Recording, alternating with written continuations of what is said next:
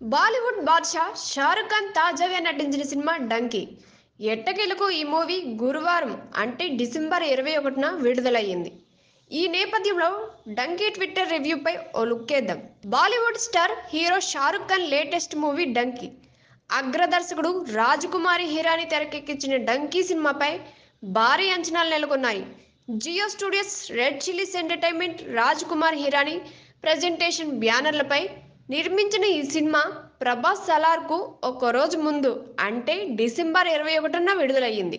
Beautiful Taapsee, Vicky Kaushal మరో ప్రధాన పాత్రలు పోషించిన ఈ సినిమాపై నెటిజన్లు ఎలా రియాక్ట్ అయ్యారో 'డంకీ' ట్విట్టర్ రివ్యూలో చూద్దాం. Oh my god, first half full comedy ఉంది. బాగా నవ్వు తెప్పించేలా ఉంది.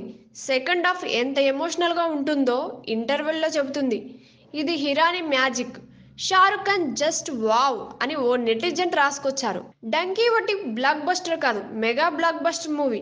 షారుఖ్ ఖాన్ క్యారెక్టర్ మీ మైండ్ తిరిగేలా చేస్తుంది. స్టోరీ టాప్ లెవెల్గా ఉంది. ఖచ్చితంగా చూడాల్సిన సినిమా ఇది. సుమారు 1000 కోట్లు వసూలు చేస్తుందని చెప్తున్నారు.